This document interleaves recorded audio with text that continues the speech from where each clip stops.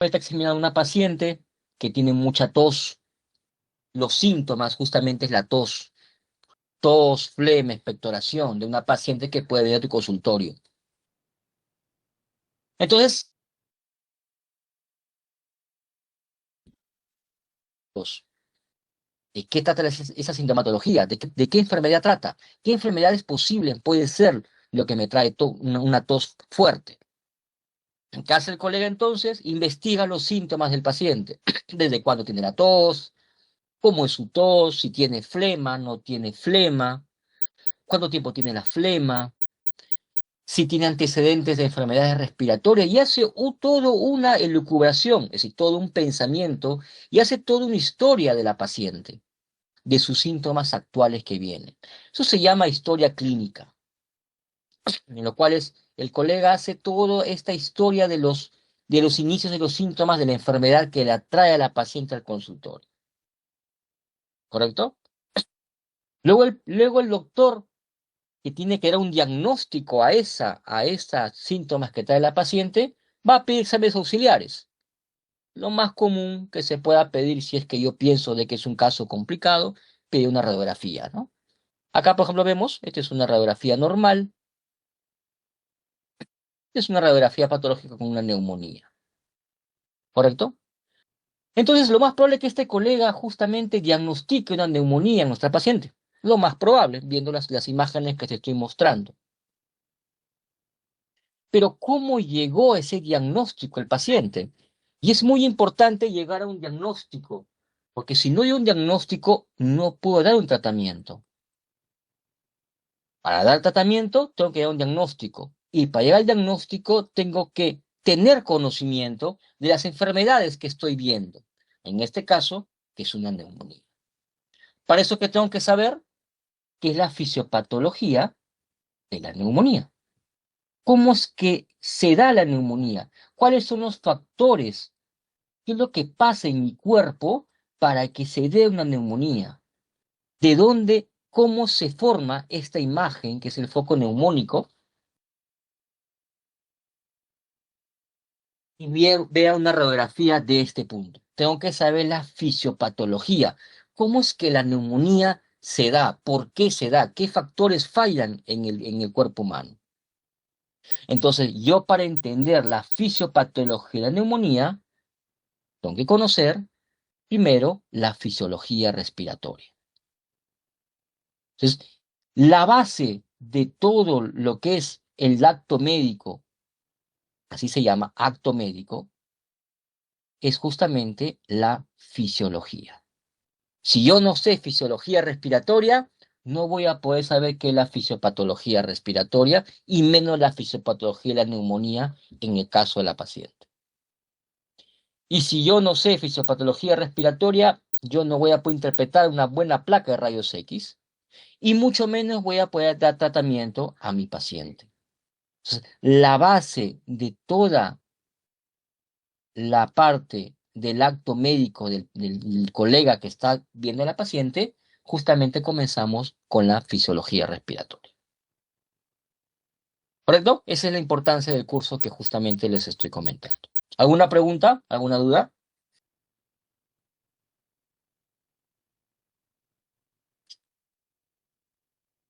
Primero, para poder entender cómo funciona realmente nuestro cuerpo, primero tenemos que saber cuáles son los valores, cómo está conformado mi propio cuerpo. Pues mi propio cuerpo está formado por un lugar que se llama el medio interno. Anteriormente habíamos hablado de la parte morfológica, cómo eran las células del riñón, cómo eran las células de las arterias, cómo eran las células del pulmón. Pero ahora vamos a hablar cómo funcionan estas células. Y todas estas células funcionan en un lugar que se llama un medio interno. Entonces, ¿qué es el medio interno? Se llama medio interno al conjunto de líquidos corporales que rodean a las células y que están encerradas dentro de un organismo. En pocas palabras, nuestras células van a estar rodeadas de líquido y nuestras células propias también tienen líquido interior. Este líquido ¿sí? Todos estos líquidos corporales, tanto dentro de la célula y fuera de la célula, se va a llamar un medio interno. ¿Cuándo consideramos que una persona está sana? Entre comillas, cuando hay una estabilidad del medio interno, ¿correcto? Todos los días nuestro medio interno se va desequilibrando, se va poniendo inestable, pero nuestro propio organismo tiene mecanismos fisiológicos para equilibrar y sobre todo estabilizar nuestro propio medio interno. ¿Cómo se llama entonces ese trabajo que hace el cuerpo, ese mantenimiento que hace el cuerpo para que fisiológicamente mi cuerpo y mi medio interno se mantenga estable? A eso se va a llamar homeostasis. La homeostasis es el mantenimiento de las condiciones casi inconstantes del medio interno. Es decir, la homeostasis es el mantenimiento de las condiciones que me va a dar estabilidad a todos los líquidos corporales que tengo en mi organismo. Entonces, ¿cuándo podemos decir que una persona está, entre comillas lo digo, sana? Cuando una paciente está en homeostasis. ¿Y qué es la homeostasis? Es el mantenimiento de las condiciones de estabilidad del medio interno que tenemos. ¿Y qué es el medio interno? Es el conjunto de líquidos corporales que tenemos en el organismo, ya sea dentro de la célula como fuera de la célula. Doctor, ¿y cómo podemos estudiar el medio interno? Porque las primeras clases de fisiología que ustedes van a recibir en la universidad van a ser justamente la fisiología celular, que es la parte más engorrosa, en este caso, de entender la fisiología. Pues para entender justamente cuáles son la homeostasis y cómo se da estabilidad este medio interno, tenemos que saber que dentro de los líquidos corporales vamos a encontrar muchos elementos, muchos cationes, muchos aniones. Los principales cationes y aniones que tenemos en el medio interno van a ser el sodio, el potasio, el cloro, el calcio y el bicarbonato. Estas medidas, al momento, por ahora, van a ser complicados por entenderlas, pero más que todo les muestro que son medidas que en la práctica médica, en la práctica clínica, en el trabajo día a día en el hospital, se manejan muy fácilmente y lo vas a manejar de acuerdo a la práctica. Por ahora, pues el objetivo de la clase es que se mantenga y conozcas cuáles son los elementos que se comprenden en el medio interno. ¿Cuáles son los principales? El sodio y el potasio. Como tercer lugar, el calcio. Cuarto, el bicarbonato.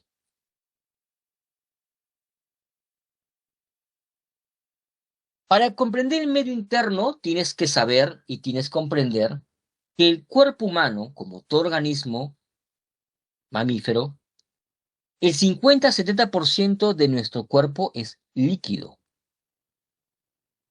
Es líquido. Es decir, que estamos principalmente compuestos de líquidos, nuestro cuerpo. Y este líquido se va a repartir, perdón, disculpen.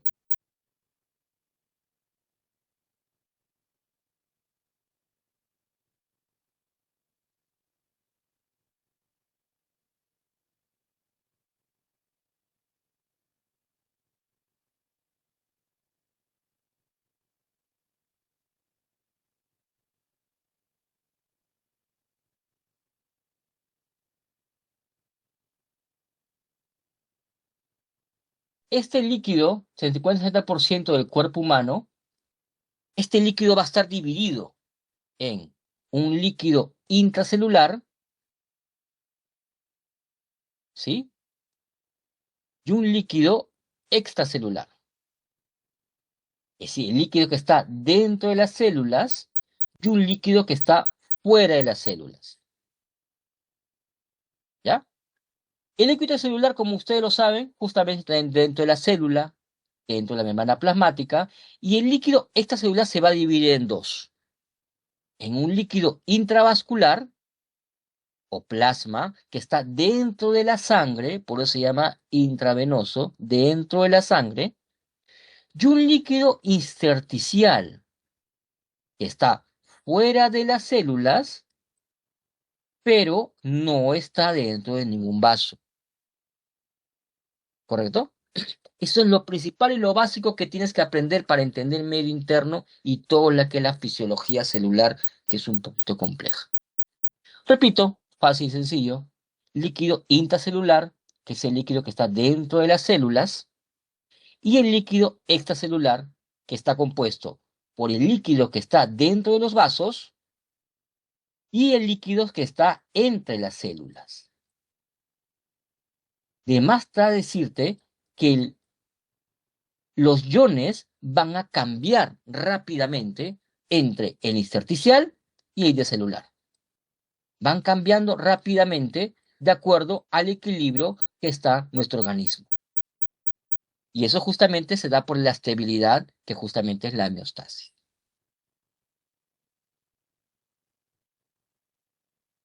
Este es, por ejemplo, lo que es la circulación la circulación mayor. Vemos justamente que la sangre llega al corazón, al ventrículo izquierdo y bombea justamente la sangre. ¿Qué líquido qué es? ¿Extracelular o intracelular? Extracelular. ¿Intersticial o intravascular? Este líquido es intravascular, es el llamado plasma.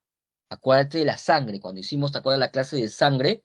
Teníamos justamente a los eritrocitos que estaban dentro de la sangre, teníamos a los glóbulos rojos, pero teníamos al líquido de la propia sangre que se llamaba plasma, donde encontramos las proteínas.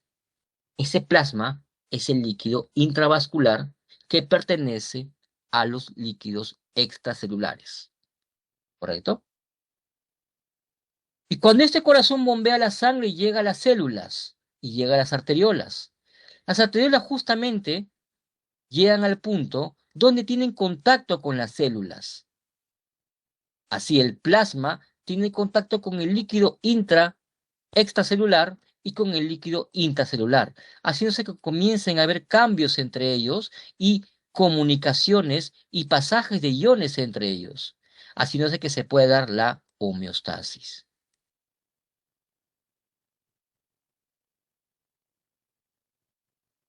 Doctor, ¿y pueden pasar quiénes? ¿Pueden pasar proteínas grandes? No, no pueden pasar proteínas grandes, solamente pasan cationes y aniones, tanto como el sodio, como el potasio, que son positivos, el calcio, lo que es el bicarbonato y lo que es el cloro. Estos van a comenzar a discurrir entre plasma, líquido extracelular y en el líquido intracelular, haciendo que se dé una estabilidad de estos componentes para que se dé la homeostasis. Todo esto es la estabilidad de nuestro medio interno. ¿Te acuerdas cuando habíamos visto que los capilares, tenemos capilares continuos? ¿Te acuerdas que estaban en el cerebro? Es los demás órganos donde no pueden pasar los eritrocitos. Los eritrocitos no pasan. Sin embargo, sí tienen canales para estos iones. ¿Correcto? Estos justamente son los capilares y los que nos muestran el pasaje de estos iones, el manejo en medio interno. ¿Cuánto de líquido tenemos en nuestro cuerpo? Pues, del líquido total que tenemos en nuestro cuerpo, los 2/3 corresponden al líquido intracelular. Al líquido intracelular. Sí, de todo el agua que tenemos en nuestro cuerpo, para que me lo comprendas, de todo el agua, que es el 70% a 50% del peso corporal de una persona, los 2/3 van a estar dentro de las células. Los 2/3. Y el 1/3 que queda va a estar fuera de las células. De este 1/3, una cuarta parte es en el plasma y las 3/4 partes es en el líquido extracelular. Pregunto entonces, lógica, la mayor parte del peso corporal que tenemos en agua, ¿dónde está? ¿En el intracelular o en el intersticial? ¿Alguien me puede responder? ¿Están atentos?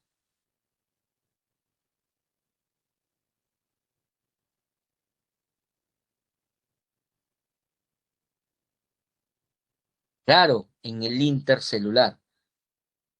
En el intercelular.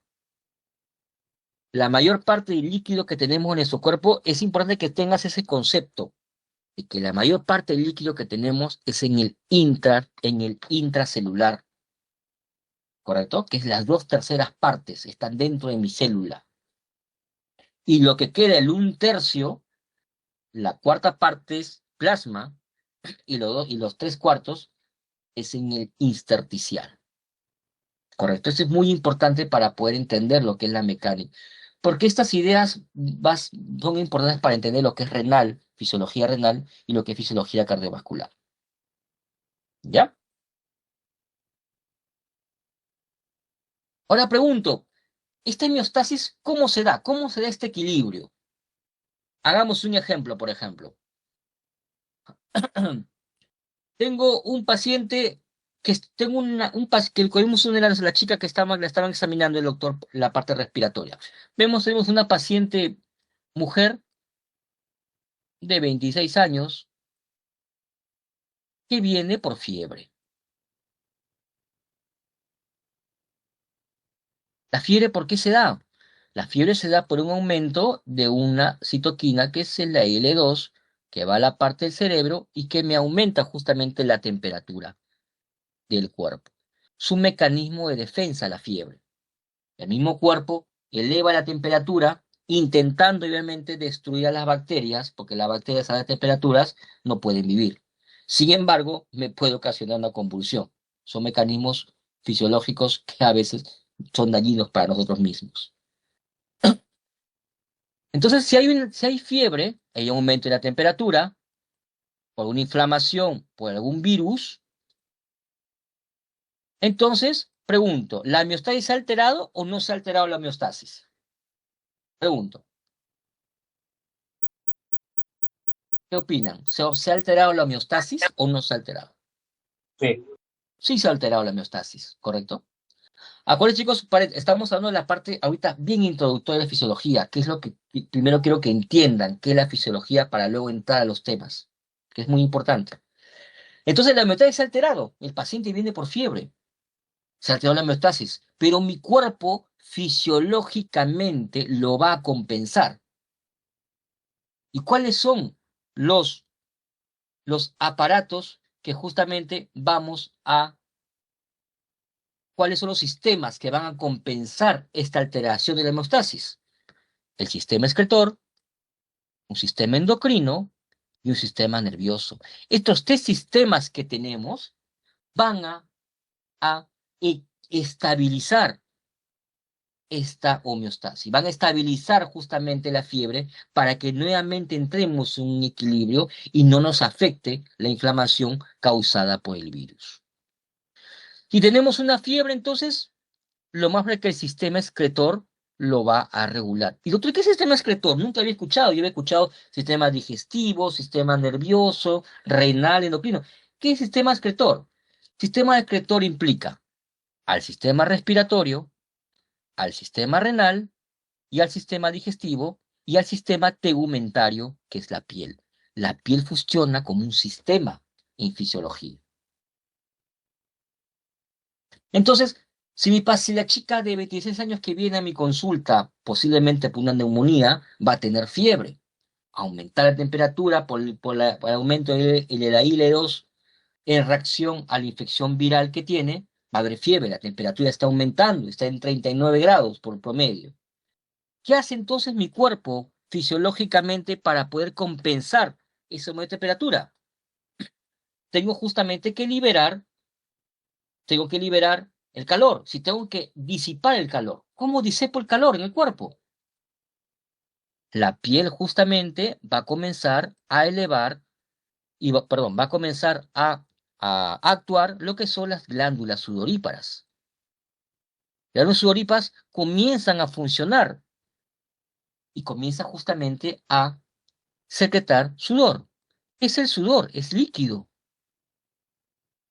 ¿Y qué hace el sudor en la piel? justamente cuando el sudor está por encima de la piel, la temperatura baja. Tienes calor, ¿qué te haces? Te echas agua en la cara. Es un mecanismo compensatorio. Lo mismo sucede con la piel. El sudor justamente hace de que la piel se comience a enfriar. Eso justamente se da lo que es en la fiebre. ¿Qué más sucede en el sistema excretor con la fiebre? Sistema respiratorio. Si yo tengo fiebre, estoy aumentando la temperatura, mis células están trabajando más, porque hay mucha temperatura, hay mucho calor. Si hay mucho calor, ¿qué hago? Tengo que eliminar los desechos más rápido. ¿Y cómo elimino los desechos?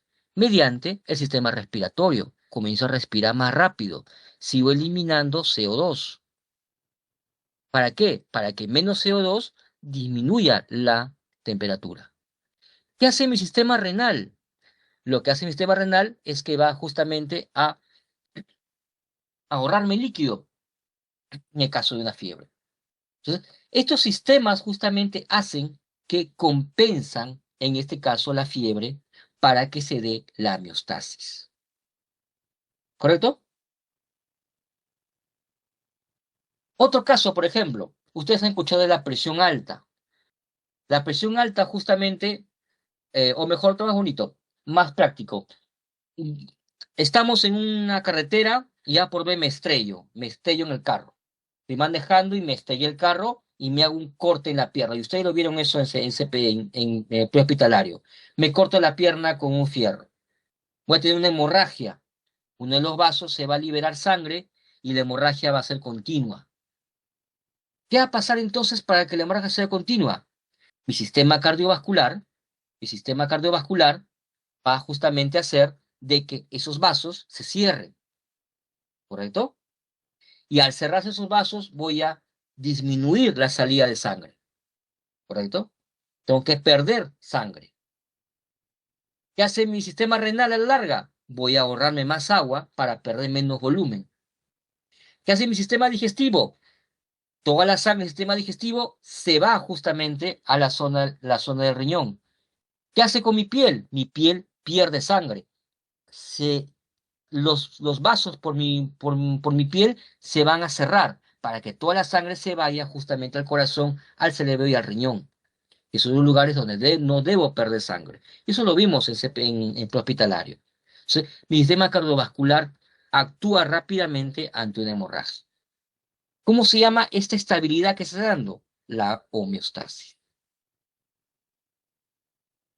A la larga, cuando tenemos enfermedades, ya sean una infección viral, tenemos diabetes, tenemos hipertensión, vamos a encontrar la estabilidad en esa homeostasis por estos sistemas.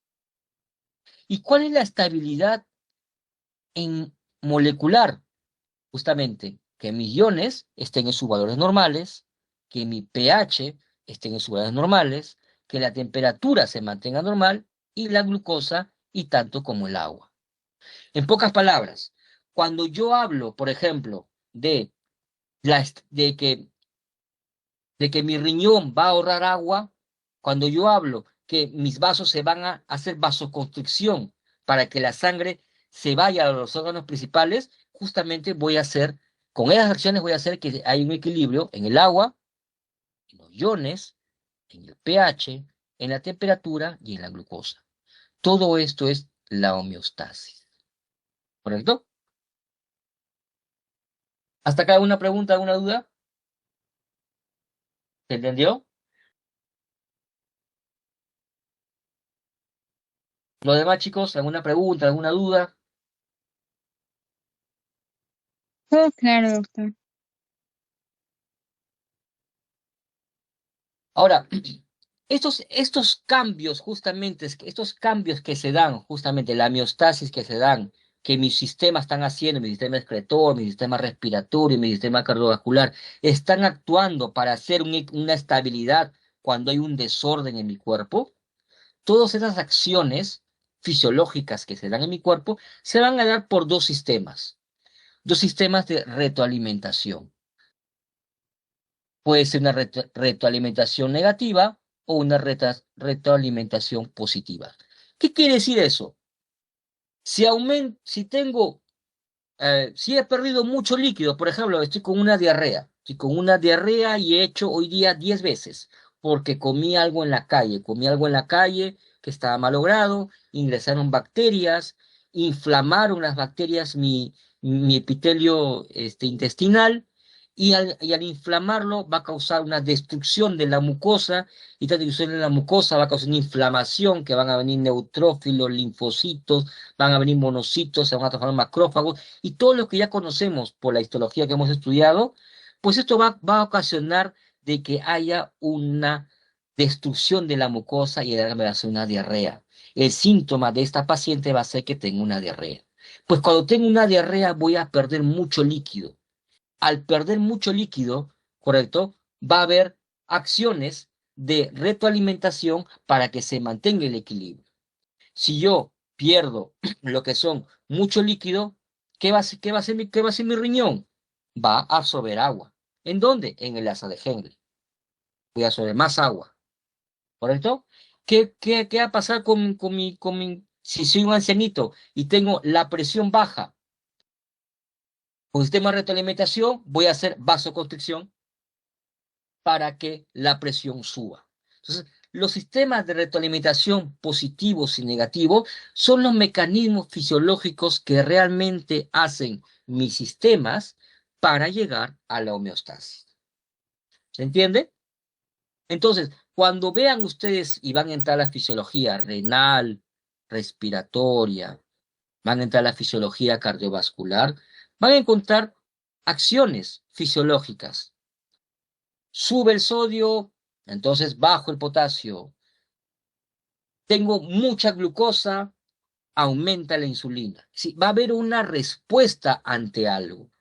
Esas respuestas van a ser sistemas de retroalimentación, ¿correcto? Por ejemplo, como le estaba explicando, tengo una diarrea, perdí mucho líquido. Mi riñón, por sistema de retroalimentación, va justamente a ahorrar más agua. Sigo perdiendo más líquido, mi riñón sigue ahorrando más agua. Y el mismo cuerpo llega a un equilibrio cuando el mismo cuerpo se da cuenta de que ya no hay diarrea, ya no hay pérdida de líquido, el mismo riñón deja de ahorrar agua. Esos son sistemas de retroalimentación negativos y positivos.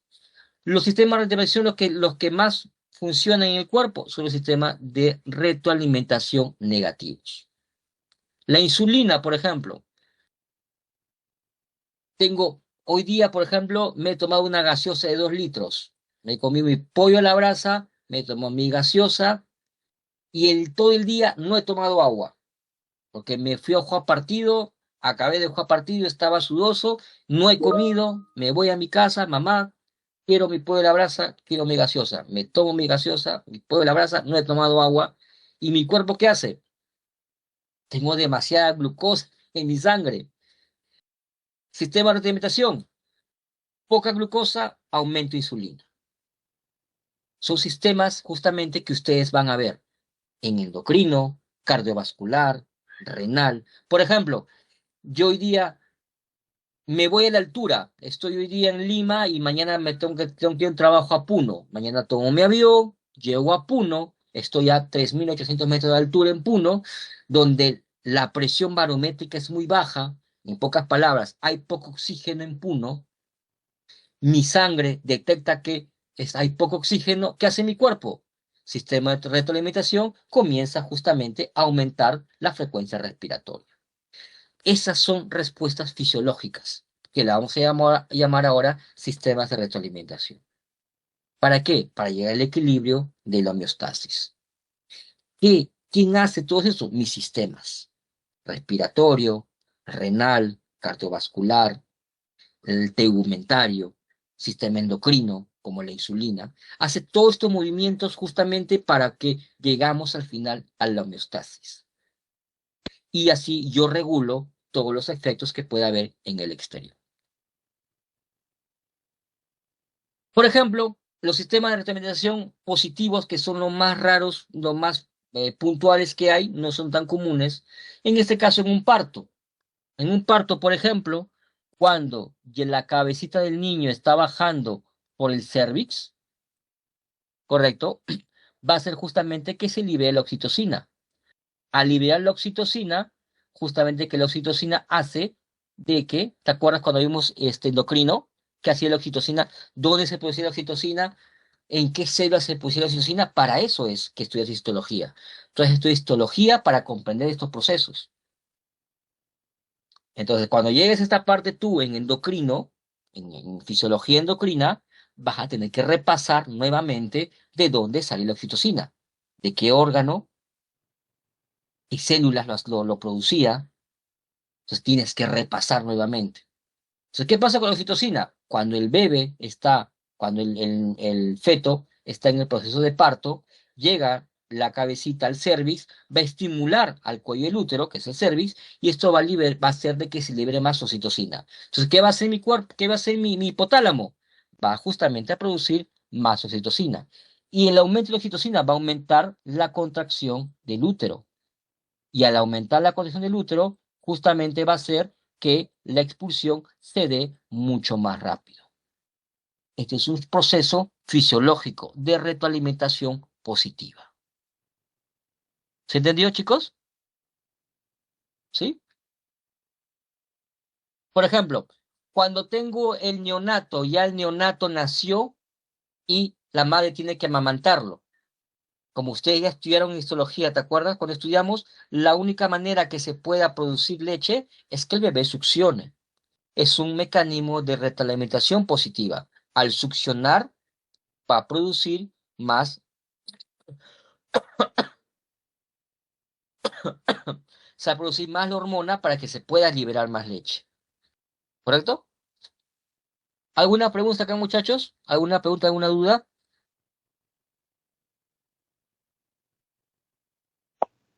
Tengo la duda.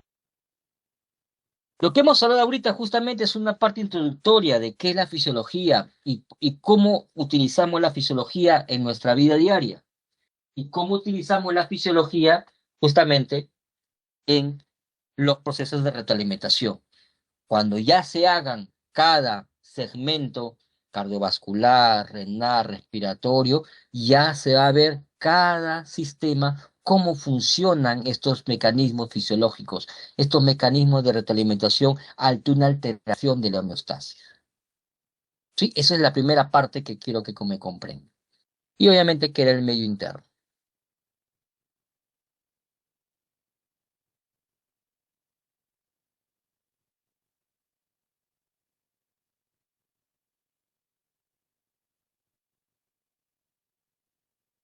Un segundito.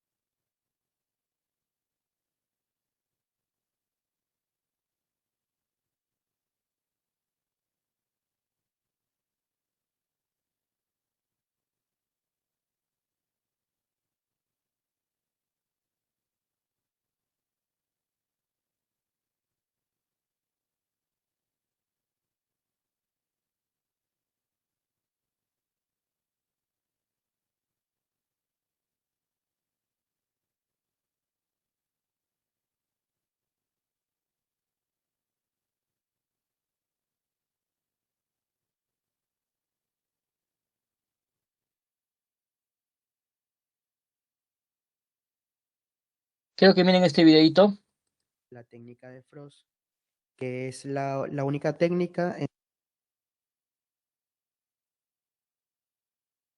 Justamente aquí estamos haciendo la técnica en H o la técnica de Frost, que es la única técnica en donde podemos bloquear todo el dedo.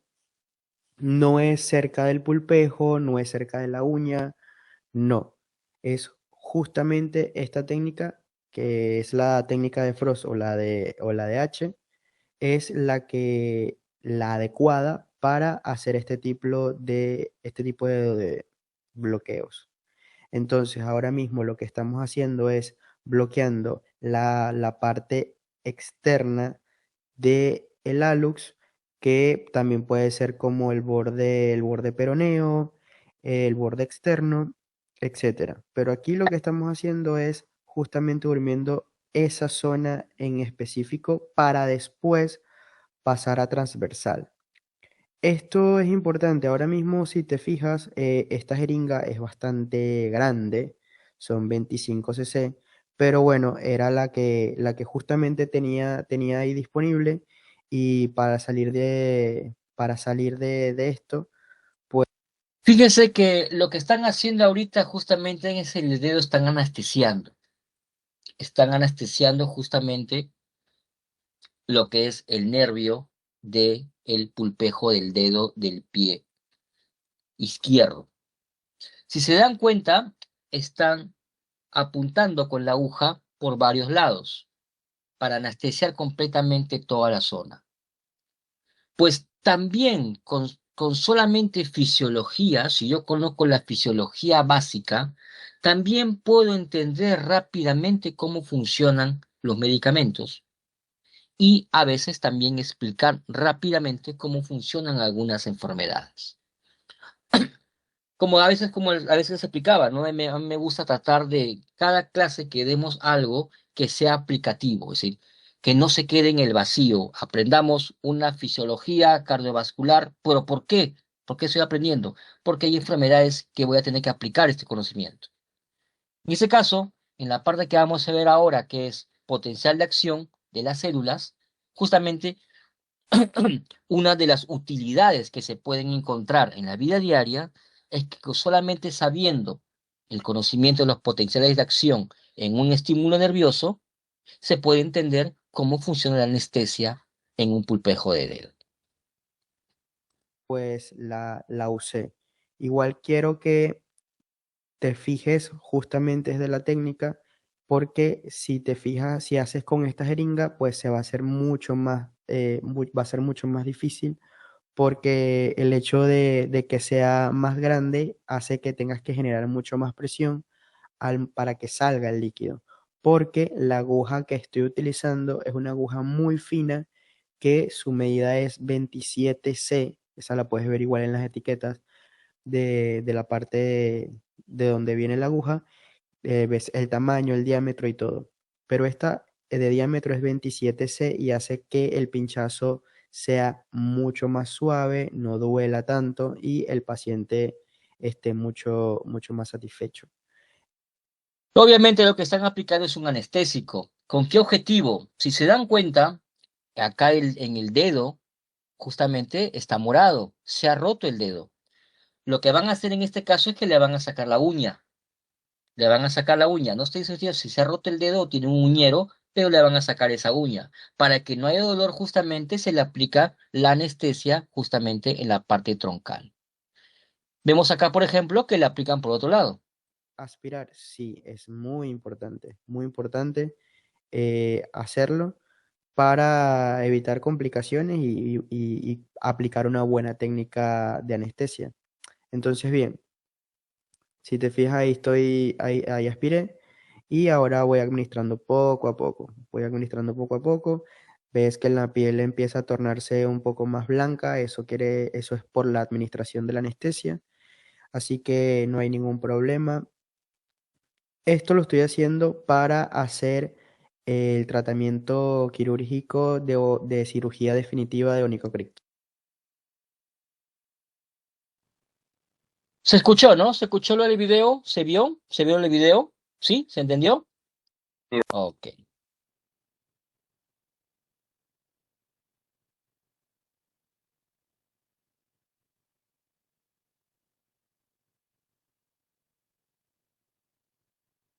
Entonces, para entender justamente cómo funciona esta anestesia, para entender justamente cuáles son los mecanismos fisiológicos que se dan en un bloqueo de anestesia, tenemos que hacer fisiología. Y para entender esa fisiología, como hemos hablado, ya hemos entendido lo que es más o menos el medio interno. Pues el medio interno, como te había hablado, está compuesto de líquidos. muchos líquidos, tanto intersticial, extracelular, intracelular. Acuérdate que el intracelular está dentro de la célula y el extracelular se divide en el intravascular, que es el plasma, y el extracelular.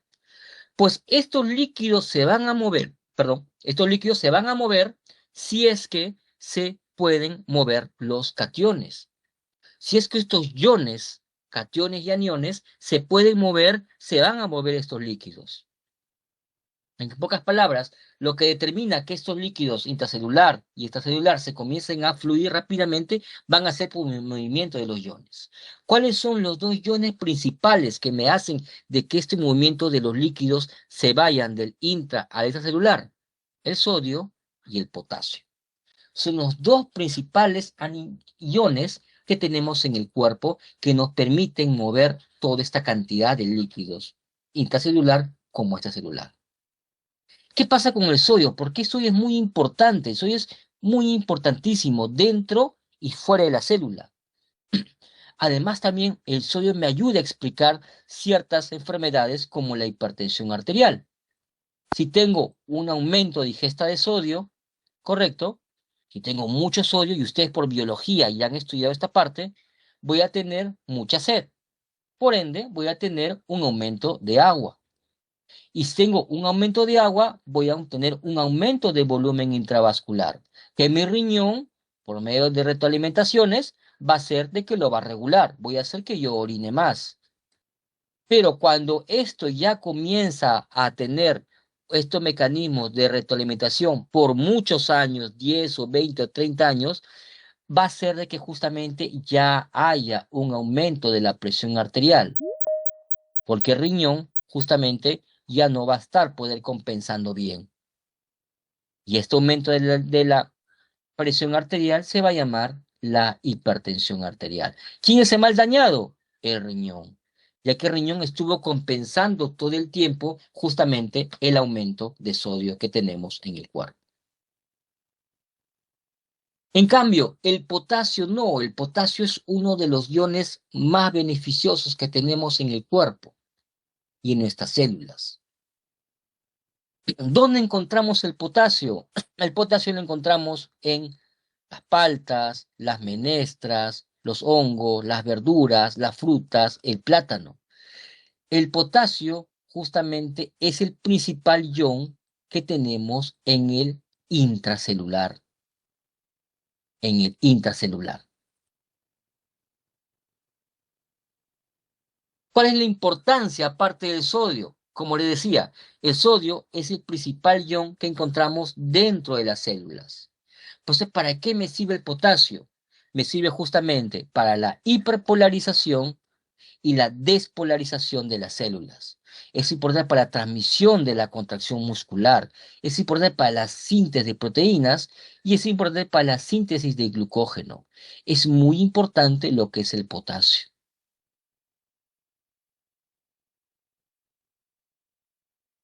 Entonces, ¿para qué me estaba sirviendo el potasio? Como te decía, las contracciones musculares, lo que es justamente mantener la osmolaridad y el volumen intracelular, mantener la estabilidad de los ribosomas, las actividades de las células nerviosas, las contracciones del músculo liso. Para esto es muy importante el potasio. ¿Por qué? Porque el potasio, y eso es lo que yo quiero que se quede marcadito en estas primeras diapositivas que he mostrado de la siguiente parte, es que el potasio es el principal ion que tenemos en el intracelular. ¿Correcto? Listo. Entonces, ¿cómo se transportan los iones a través de la membrana celular? Pues tenemos muchas formas de transportarlos.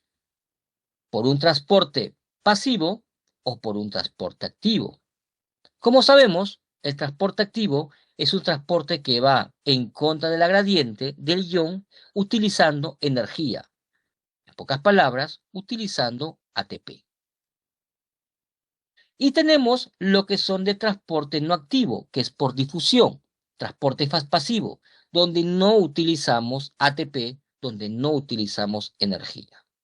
Tenemos dos tipos de difusión. Una difusión simple, que se va directamente por la membrana plasmática, o una difusión dependiente de una proteína del canal. Obviamente, la difusión simple es una difusión pasiva, no tiene implicación de ATP.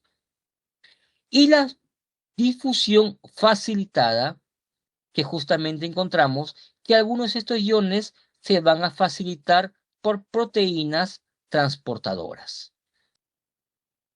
¿Correcto?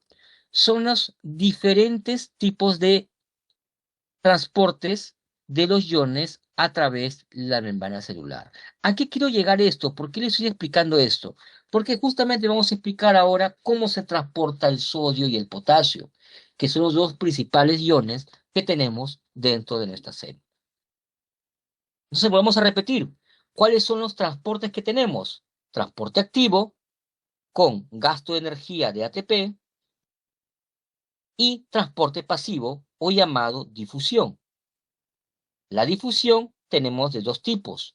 Difusión simple, por medio, simplemente el ion sale rápidamente, sin ninguna proteína de canal, sin una proteína transportadora, o por proteínas del canal, donde el ion sale, pero por un canal que está dispuesto para ese ion. Y la difusión facilitada, que son justamente proteínas transportadoras que van a transportar al ion de una zona de alta concentración a una zona de baja concentración. ¿Hasta ahí entendido? Los transportes de los iones. Transporte activo y difusión. Difusión simple y difusión facilitada. Difusión simple por proteínas o libremente. Y transporte activo con generación y gasto de energía. Y esto es por biología. ¿Te acuerdas cuando hicieron biología y hicieron química? Hagamos a entender que esta es la membrana plasmática. Membrana plasmática. Membrana plasmática. Donde tengo canales transportadores de sodio. Y tengo acá agua, moléculas de H2O, y tenemos una solución del cloruro de sodio, donde tenemos H2O, que son estas bolitas, tenemos al sodio y tenemos al cloro. Pregunta, si yo dejo estas puertas abiertas, ¿qué va a pasar con estos dos medios? ¿El agua ingresa hacia adentro o la sal sale hacia afuera? ¿Qué opinan? ¿Cuál es el razonamiento lógico que se da?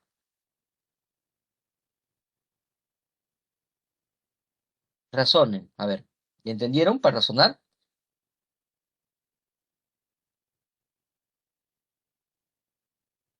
¿Cómo? Hola, hola, ¿no te escuché? Ya. A ver, en pocas palabras, yo tengo agua libre y acá tengo sal. Acá tengo muchas moléculas, tengo sodio, cloro, tengo moléculas pesadas y acá solamente tengo H2O, que también tengo acá. Pregunto, y yo libero compuertas. ¿Qué pasa en este caso? ¿El agua pase hacia el interior o las moléculas de sodio salen hacia afuera? Claro, el agua entra. Eso se llama ósmosis. ¿Por qué entra el agua? Porque fisiológicamente se tienen que equilibrar, se tienen que estabilizar. ¿Correcto? Entonces, si yo tengo una zona de alta concentración de iones y yo tengo agua y yo libero las compuertas, el agua entra. ¿Se entendió? Eso se llama ósmosis. ¿Sí?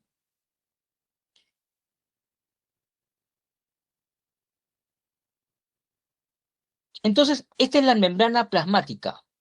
La membrana plasmática del cuerpo humano. ¿Vamos bien? Te explico. La membrana plasmática del corazón, la membrana plasmática de las células nerviosas y de todo nuestro cuerpo humano tiene un voltaje. ¿Sí? Tenemos un voltaje que justamente se expresa en mis membranas plasmáticas. ¿Cuánto es el voltaje o cuál es el voltaje de la medición de este voltaje de la membrana plasmática? Pues esto es intracelular y esto es extracelular.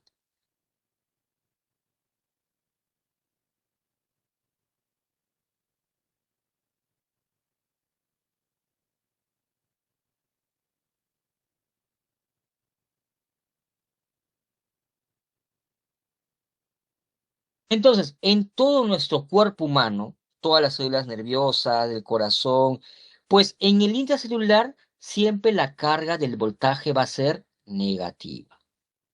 Y en el extracelular siempre la carga del voltaje va a ser positiva. ¿Por qué va a ser positiva o negativa? Por los aniones con los iones que tenemos, tanto el sodio como el potasio. Doctor, pero el potasio es positivo y el sodio es positivo. ¿Por qué en el interior va a ser negativo? Pues en el interior de nuestra célula, en el intracelular, tenemos mucha cantidad de potasio.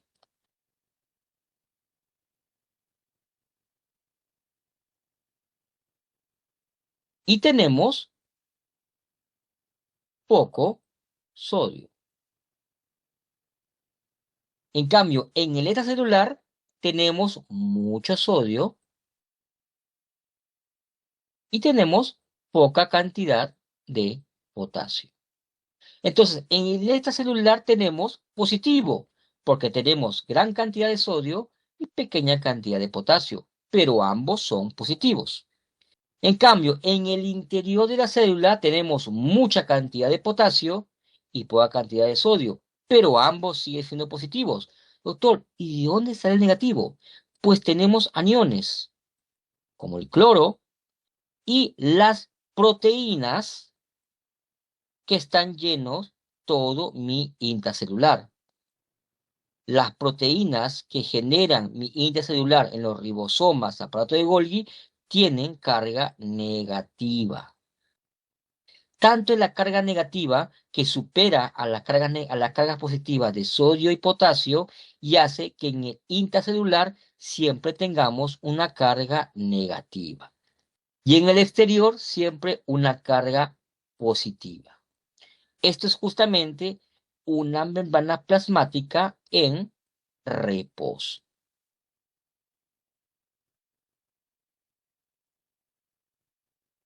¿Se entendió hasta acá? ¿Se entendió? ¿Estamos yendo bien? No se están perdiendo, ¿no? Por estar mucho el nivel. No, ¿Está bien? Listo. Luego tenemos a otro actor muy principal, que lo van ustedes a ver en bioquímica, lo van a ver hasta el cansancio, y en fisiología también lo van a ver hasta el cansancio, y cuando hagan farmacología también lo van a ver hasta el cansancio, que es la bomba sodio-potasio. Es una bomba sodio-potasio. ¿Ya? Esta bomba sodio-potasio es una bomba que, su mismo nombre lo dice, va a bombear los iones de sodio y potasio, pero con una particularidad, que va a haber gasto de energía.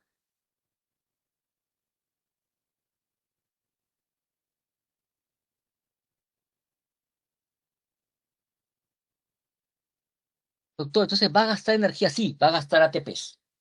Por eso se llama la bomba sodio-potasio ATPase. ¿Qué hace esta bomba sodio y potasio?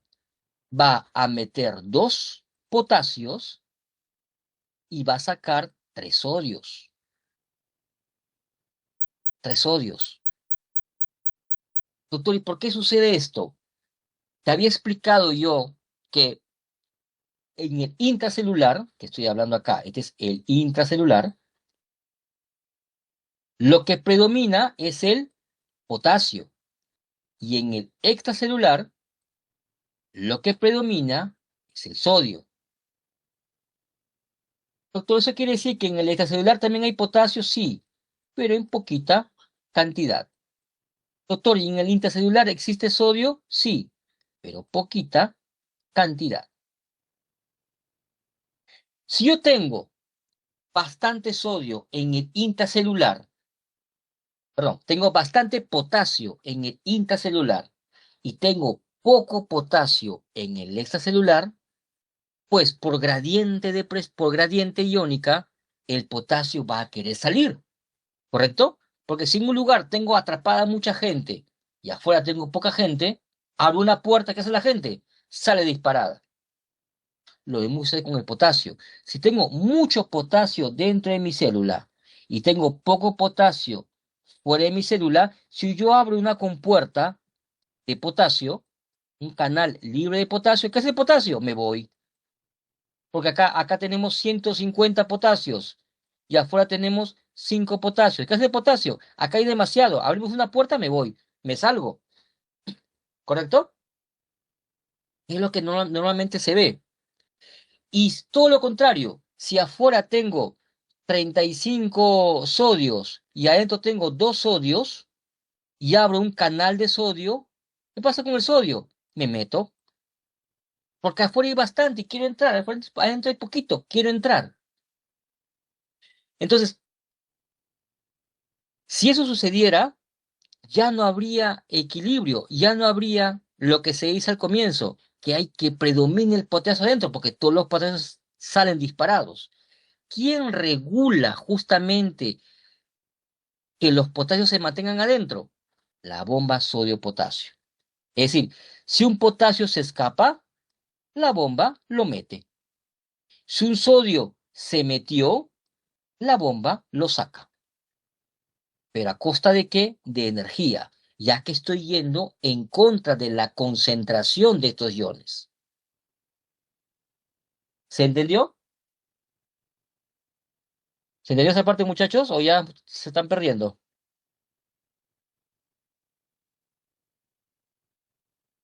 Más o En menos. pocas... A ver, vamos a repetirlo. Es importante porque esto es importantísimo para que entiendan bioquímica, básico para bioquímica. Acá está, para que me lo comprendan. Mira, he hecho un dibujito igualito. Afuera tengo, mira, ¿cuántos potasios hay acá? Acá hay 1, 2, 3, 4, 5, 6 potasios. ¿Y afuera cuánto hay? 3 potasios. Abro un canal de potasio. Este es un canal de potasio. ¿Qué hace el potasio? Se va. Se escapa, porque acá hay demasiado y afuera hay poquito. Acá hacemos el interior, exterior. Sodio. ¿Cuántos sodios hay acá afuera? 1, 2, 3, 4, 5, 6. Tengo acá 7 sodios. ¿Cuántos sodios tengo adentro de mi célula? 3 sodios. ¿Qué hace el sodio entonces? El sodio se mete. Lo natural es que si yo abro una compuerta de sodio, ¿qué hace el sodio? Se mete. El sodio se mete nada más. Porque afuera hay bastante y adentro hay poquito. Pero te había dicho que nuestra célula, siempre para que nuestra célula funcione correctamente, tiene que haber alta cantidad de potasio adentro. Y tiene que haber alta cantidad de sodio afuera. Y poquita cantidad de sodio adentro y poquita cantidad de potasio afuera. ¿Correcto? Entonces, si yo tengo mucho potasio en mi célula va a funcionar bien. Si yo tengo, perdón, si yo tengo poco potasio dentro de mi célula, la célula no va a funcionar bien. Yo tengo que hacer de que el potasio no se escape. Pero igual el potasio se va a escapar, porque adentro tengo bastante y afuera poquito. El potasio se escapa. Y el sodio, que afuera hay un montón, entra. ¿Quién es el encargado de mantener que el potasio siempre se mantenga dentro? La bomba sodio-potasio. ¿Se entendió? ¿Ahora sí lo entendiste? Sí, sí se ha entendido. Claro. Entonces la bomba de sodio-potasio va a meter al potasio que se escapó. Pero obviamente, como está yendo en contra de la corriente, voy a meterlo, tiene que pagar su pasaje. ¿Cuál es su pasaje? El ATPasa. Pagar su entrada, en pocas palabras. Entonces, voy a meter al potasio en contra de su gradiente de concentración. ¿Quién hace eso? La bomba sodio-potasio. Por cada 2 potasios que meta, 3 sodios van a salir. Y esta bomba sodio-potasio es la que, si hay un desorden de los iones, esto lo ordena. Si, por ejemplo, se aumenta, por ejemplo, la célula explota, la célula está enferma, un ejemplo, ¿no? Y los sodios escapan, perdón, los potasios escapan. ¿Qué hace la bomba sodio-potasio? Lo arregla. Si hay un desequilibrio de los iones por A o B motivos o C motivos, ¿qué hace la bomba sodio-potasio? Lo ordena. Es el que va a mantener el orden para que los potasios se mantengan siempre adentro y no se escapen. Porque con los potasios siempre adentro, mi célula va a funcionar bien. Acuérdate que el potasio es importante para todo, para la contracción muscular, para mantener la homeostasis, mantiene que las proteínas se formen bien. Todo es con el potasio adentro de mi célula. ¿Correcto? Obviamente también ya te estás enterando, te estás viendo de que el potasio dentro de la célula tiene un equivalente a 150 miliosmoles. ¿Y afuera cuánto hay? 5 miliosmoles. ¿Correcto? Entonces, ¿el potasio qué hace? Se escapa. Y el potasio no sale por difusión simple, sí, pero sale por medio de una proteína del canal. Si el potasio sale de la célula mediante proteínas del canal. No es por difusión simple, sin ninguna al azar, no. Sale por medio de un canal que se llama los canales de potasio. Canales de potasio. ¿Y cómo regresa el potasio de afuera hacia adentro? Por la bomba sodio ATPasa, que también es un canal. ¿Cuánto tenemos de potasio dentro de la célula? 150 milimoles por litro. ¿Y cuánto de potasio tenemos fuera de la célula? 5. ¿Qué hace mi potasio? Se escapa por los canales. Me voy, me voy, me voy. ¿Quién lo regresa? La bombita sodio-potasio. ¿Estamos bien? ¿Y el sodio? ¿Cómo tenemos con el sodio? El sodio es diferente. El sodio tenemos 145 afuera. Acuérdate que es extracelular y este es intracelular. Y tenemos 15 miliosmoles. ¿Qué hace entonces el sodio? Por los canales de sodio se mete. Se mete el sodio, como si fuera su casa. ¿Quién lo regula? La bomba sodio-potasio. ¿Se entendió? ¿Se entendió acá, muchachos? ¿Se entendió esa parte? Bien básica. Sí. Ok, listo. ¿Qué pasaría si no hubiera bomba sodio-potasio? Si no hubiera bomba sodio-potasio, ¿qué pasaría con mi potasio? Se iría, se saldría. Todo el potasio se saldría. De 150 a 5. Mientras que la diferencia es más grande, más rápido sale el ion. Mientras que la diferencia es más pequeña, más lento corre el ion. Pues hicieron mediciones en las células y cuando abrieron las compuertas de potasio, el potasio sale con tanta velocidad que de 150 va comenzando a bajar a 100 y acaba aumentando a 10, a 15, esto va bajando a 95, pero llega a un punto donde el potasio se equilibra. El gradiente electrostático se equilibra.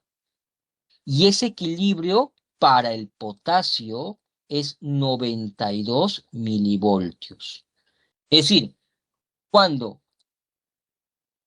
el intracelular llega a menos 92 milivoltios, acuérdate que el intracelular es negativo, llegas a menos 92 milivoltios, los potasios se igualan. Entonces se vio que cada ion tenía un voltaje diferente. Si cada ion tenía un voltaje diferente para cada tipo de célula. Y se aplicaron una ecuación que es la ecuación de Nernst, en lo cual se vio cuáles son los voltajes en que cada ion llega a haber un equilibrio entre la entrada y la salida de este ion.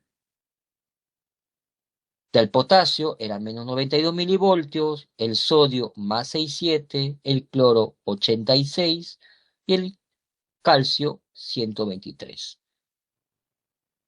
Pero esta misma ecuación justamente nos dice la proporción de potasio.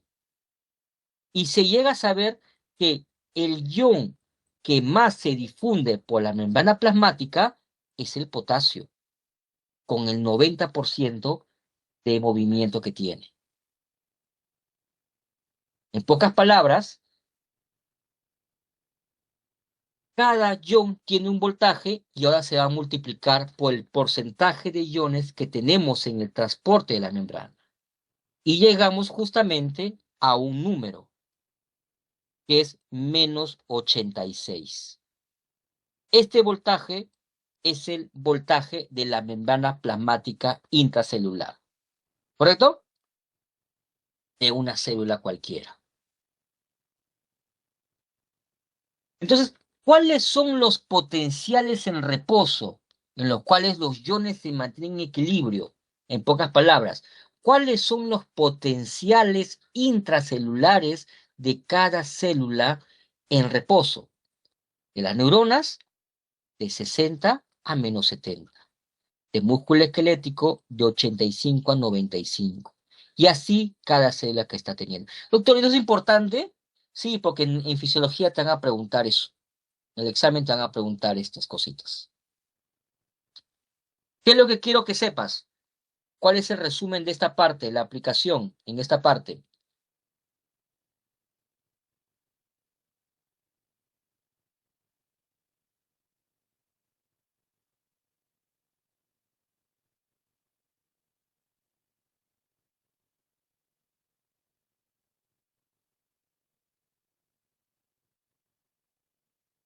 La aplicación y la parte de resumen de esta partecita es que, como te había dicho, en el intracelular es negativo, ¿correcto? Cada célula de mi cuerpo, de cada sistema, tiene un número diferente, ¿correcto? Puede ser 86, menos 86 milivoltios, puede ser menos 92 milivoltios, puede ser menos 70 milivoltios, va a depender del tipo de célula que tenga, nerviosa, muscular, esquelética. ¿Y de qué depende este voltaje? De los de los iones que van entrando, tanto del sodio como del potasio, principalmente del potasio. Es el que me da justamente el voltaje que tiene que darse. ¿Por qué, chicos, es importante esta parte? Porque para anestesia que te enseñó el video, es el principio para entender cómo es anestesia. Para la fisiología cardiovascular también es muy importante. Cómo funcionan los antiarrítmicos, cómo funcionan los inhibidores de la bomba sodio potasio. ¿Cómo suceden estos medicamentos? Justamente por lo que son estos valores de microvoltaje dentro de las células. ¿Se entendió hasta acá? ¿Se entendió? Por ejemplo, como te repetía, el intracelular de las neuronas, de 60 a menos 70. Negativo. Músculo esquelético, 85-95. Músculo liso, 50-60. Músculo cardíaco, de 80-90. ¿Se entendió, muchachos? ¿Sí? Sí. ¿Los demás qué opinan? ¿Estamos bien o está muy difícil?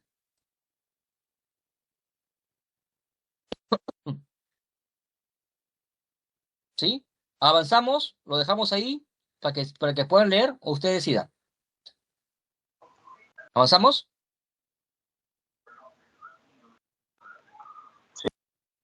¿Sí? ¿Los demás qué opinan? ¿Sí avanzamos, chicos? Listo, avanzamos entonces.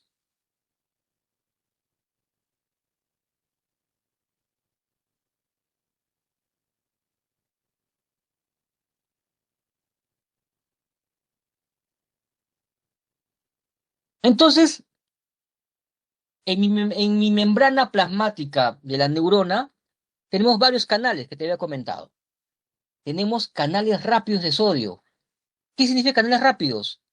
Canales que se abren rápidamente. Se abren y el sodio, ¡puf!, se mete. El sodio se mete con todo el sodio. Acuérdate que el sodio es bastante afuera, poquito adentro. Hay canales rápidos de sodio. Te había explicado, afuera el sodio es cantidad, 145 como te había marcado, y adentro es poquito.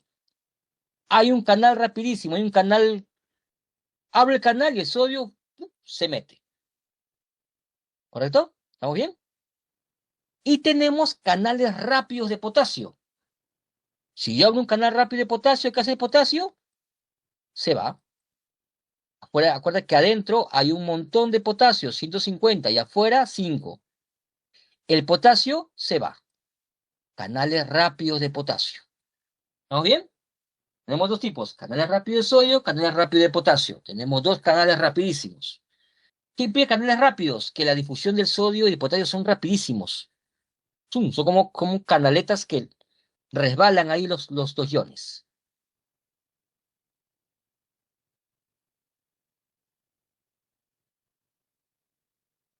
¿Qué pasa entonces cuando tengo una célula nerviosa? Esta es una célula nerviosa, este es el soma, el cuerpo celular, la neurona, ya tenemos las dendritas, tenemos el axón, y ¿te acuerdas que hablábamos en histología de las bandas de mielina? ¿Sí? Pues ahora vamos a entender realmente para qué servían estas bandas de mielina. Pues resulta que en el caso que vimos en el video, pues vimos un dedo que estaba hinchado, le iban a sacar la uña, porque estaba morado ese dedo, parece que está chancado el dedo, o está en un uñero ahí. Pues resulta que hay mucho dolor ahí.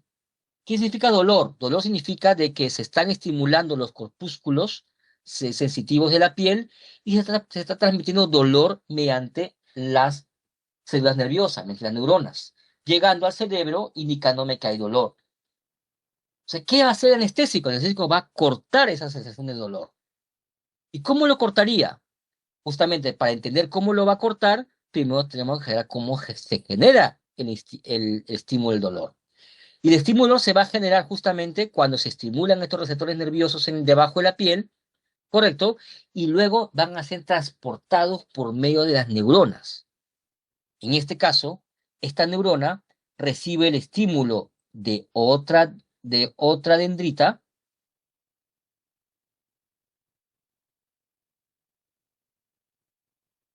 hay otra dendrita,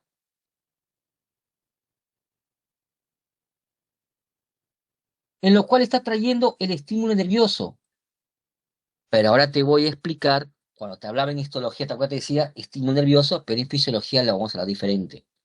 El estímulo nervioso se va a llamar despolarización. Despolarización.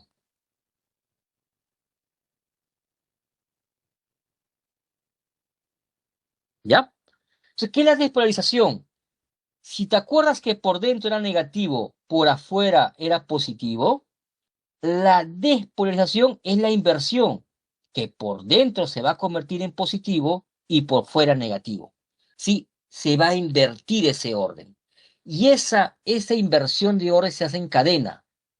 Se transporta por todo el axón, llega a la dendrita y tiene contacto con otra dendrita. ¿Cómo es ese contacto? Eso lo vemos en otra clase. Pero se da ese contacto y esa despolarización se contagia de una neurona a otra neurona. Esta neurona ahora, que en su membrana plasmática tenía hacia adentro negativo y hacia afuera positivo, ahora se va a invertir. ¿Y qué pasa cuando llega al axón? Si no tuviera mielina, esta inversión de la polarización, es decir, convertirse por dentro en positivo y afuera en negativo, se demoraría un montón de tiempo. Acuérdate que la membrana va cambiando de voltaje, se demoraría mucho tiempo. Pero la mielina es un aislante eléctrico. Entonces, la mielina hace justamente de que esta despolarización salte de acá, salte hacia acá. Y esto salte de acá hacia acá. Al saltar, el impulso no se despolariza estas partes, pero sí la cadenita de despolarización es saltatoria y avanza más rápido de lo que se despolarizaría toda la membrana en todo el tiempo. Imagínate una neurona de 1 metro de longitud. Si no hubiera mielina, se demoraría pues 1 minuto. Me pincho el dedo y a mi cerebro va a llegar en 1 minuto. Pues no sucede eso. La banda de mielina hace que esta despolarización salte. Y al saltar, rápidamente viaja la despolarización de una neurona a otra neurona. Y así se transporta el impulso nervioso. Para eso servía la vaina de mielina. Para eso servía que te hicimos ver la lámina histológica, cómo era la vaina de mielina, para que tu cabecita se quede de que existe ese concepto, que existe ese elemento y que era importante en el transporte del impulso nervioso. Entonces ahora el impulso nervioso se va a llamar despolarización. ¿Y cómo ocurre este impulso nervioso?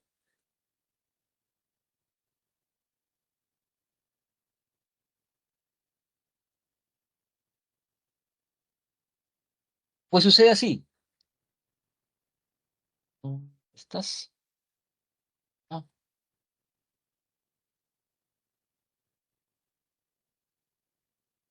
Cuando esa despolarización comienza a avanzar y comienza a saltar, tic, tic, tic, comienza a saltar, cuando se invierte la polarización, es decir, cuando adentro ya es positivo y afuera es negativo, si los canales rápidos los canales rápidos de sodio detectan de que hay una inversión de la polarización, es decir, que afuera ahora va a ser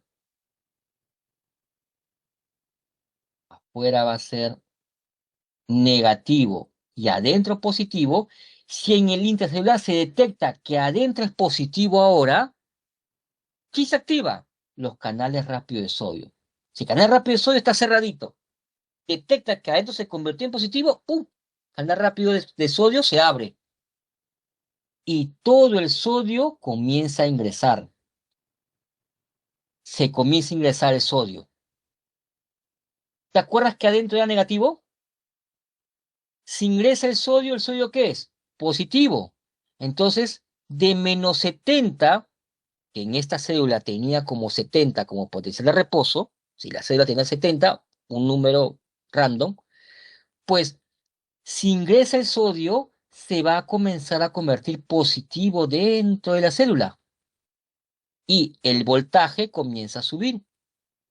Menos 70, menos 60, menos 58, menos 55. Si llega a menos 55, acuérdate que estos son números de esta célula nada más, ¿ah? Si llega a 55, se va a dar el todo nada. ¿Qué significa el todo nada? Que si llega a 55, los canales de sodio se van a quedar abiertos todo el tiempo y el sodio va a ingresar con fuerza. Pero si A por B el estímulo de exposición era muy débil, es decir, la electricidad que llegó era muy débil, pues no va a llegar solamente a menos 60, no se abren por completo los canales de potasio y este impulso se queda ahí y no se abre todo. En pocas palabras, cuando el impulso es muy fuerte, la despolarización es muy, muy fuerte, se abren los canales de potasio y una vez que llega a 55 en esta célula, el sodio entra con fuerza que ya convierte en positivo el interior de la célula y llega hasta más 30, por ejemplo. Llega hasta más 30. Todo el sodio ingresó. Adentro era menos 70. Ahora estamos más 30, porque todo el sodio ingresó por los canales rápidos de sodio. ¿Estamos bien? Entonces, ¿qué pasa cuando llega a más 30 en esta célula? ¿Qué pasa cuando llega a más 30? Cuando llega a más 30, la misma célula se van a activar los canales rápidos de sodio y los canales de voltaje, perdón, los canales rápidos de potasio y los canales de voltaje de potasio. Pocas palabras, cuando ya hay tanto sodio adentro, cuando es más 30, se activan los canales de voltaje y los canales rápidos de potasio. En pocas palabras, el potasio ahora comienza a salir con fuerza, haciéndose que de más 30, si adentro había mucho sodio, ¿correcto? Adentro hay mucho potasio, ahora tan rápido salen los potasios que se comienza a negativizar, a pesar que el sodio está adentro, ¿ah? Por eso te decía que el potasio es el que más se mueve. Tanto se mueven los potasios que salen con fuerza por los canales de voltajos y rápidos que comienza a hacerse negativo. Y se hace tan negativo que a veces llega hasta menos 90. Tanto potasio ha salido que se hace todo lo contrario, se negativiza con fuerza. ¿Estamos bien? ¿Sí? Y al negativizarse con fuerza, llega un punto en que la célula se da cuenta, ya, tengo demasiado potasio afuera y adentro me ha vuelto muy negativo. ¿Quién actúa ahí entonces? La bomba sodio-potasio. ¿Estamos bien? Que va a estabilizar nuevamente a esta célula. Y el impulso nervioso salta hacia el otro, a la célula de estación que está entre los nódulos de Ranvier. ¿Se entendió? Está muy complejo. En resumen, ¿qué pasa entonces con la despolarización? Cuando sucede la despolarización, se activan primero los canales de sodio. Ingresa tanto sodio que ingresa tanto sodio que va a hacer de que se vuelva positivo el interior. Si de menos 70 se va hasta más 30. Ingresó tanto sodio que ya se comienza a positivizar adentro de la célula. Llega a más 30, se activan los canales rápidos de potasio y canales de voltaje de potasio, que hace que el potasio ahora salga. Y tanto sale potasio que se vuelve negativo y se vuelve recontra negativo. Pero ¿cómo queda entonces mi célula? Cuando sucede esto, mi célula ha quedado que en el interior tengo demasiado sodio y afuera tengo demasiado potasio. Acuérdate que los canales rápidos de sodio metieron a todo el sodio y los canales rápidos de potasio sacaron a todo el potasio. ¿Y esto es lo fisiológico? No, yo tengo que tener bastante potasio adentro. ¿Quién funciona ahí para ordenarlo? La bomba sodio-potasio. Mientras que eso sucede, el impulso salta hacia el otro nódulo de Ranvier y así se va transportando lo que es el impulso nervioso. ¿Se entendió? ¿Qué pasa entonces con la anestesia? ¿Qué hace la anestesia entonces en este caso? ¿Por qué otra me está enseñando eso si no entiendo? Pues la anestesia lo que hace es que la anestesia me va a bloquear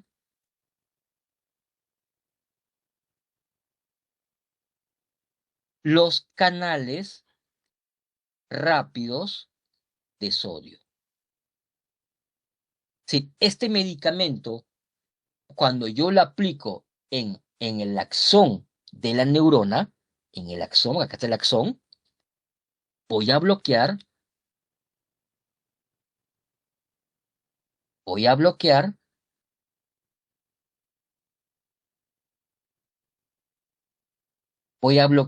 estos canales de sodio. Voy a bloquear los canales de sodio.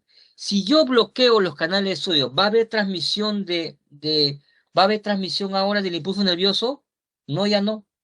Porque como no se va a positivizar dentro de la célula, no va a haber quien transporte. Sí, al bloquear los canales de sodio, el sodio nunca entró. Si nunca se entra, nunca se hace positivo adentro. Por ende, nunca va a saltar al sitio nódulo de Rambier. Y si no hay impulso nervioso, no hay transporte del impulso nervioso, por ende, no va a haber dolor.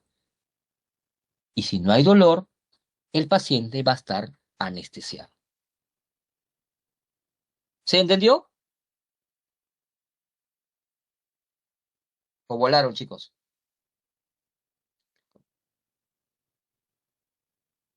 ¿Hola? Si se entendió. En pocas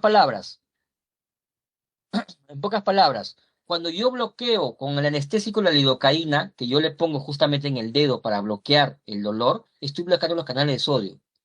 Al bloquear los canales de sodio, el sodio nunca entra al intracelular del axón. Al no ingresar el sodio, pues no se va a positivizar adentro, por ende no va a haber despolarización. Y si no hay despolarización, no va a saltar el impulso, se queda ahí nada más, por ende no va a sentir dolor. Normalmente, ¿cómo se siente el dolor? Porque ingresan los canales de sodio, ingresa tanto sodio al intracelular que se hace positivo adentro. Y cuando se hace a más 30 de positivo, se libera el potasio hacia afuera, haciéndose que se vuelva más positivo, ¿correcto? Haciendo que sea más positivo hacia afuera y ya negativo hacia adentro. Tanto potasio sacado hacia afuera que adentro ya me quedo sin potasio. Y se vuelven tan negativo que ya la bomba de sodio potasio lo arregla para que otra vez regrese a la estabilidad. Bastante potasio adentro y poco sodio afuera. ¿Qué hace el anestésico? Bloquea estos canales de potasio. ¿Por qué, chicos, es importante eso? Porque para entender fisiología cardiovascular debes conocer justamente lo que es la despolarización cardíaca. Al entender la despolarización cardíaca, voy a entender justamente lo que es también los fármacos antiarrítmicos. ¿Se entendió, chicos? ¿Se entendió más o menos? ¿Sí? Le voy a mandar un video, le voy a mandar un video a Fiorella, ¿ya? Donde se puede entender un poquito más. Acuérdate que yo lo estoy explicando en 2D. En ese video que le voy a entregar lo explican mejor en 3D, para que lo entienda. Para la siguiente clase, hablar de despolarización cardíaca. Así vamos a comenzar lo que es fisiología cardiovascular. ¿Ya? Listo, chicos, que quedamos hoy día en esto, quedamos hoy día por hoy día. Y lean. La única manera que puedes retroalimentar esto es que lean. Poco a poco, vayan leyendo. ¿Ya? Muchos nos quedamos en eso Gracias, doctor. entonces. Que tengan buenas noches. Ahí le mandé el video, ¿ya? Ok, listo. Cuídense. Gracias, doctor.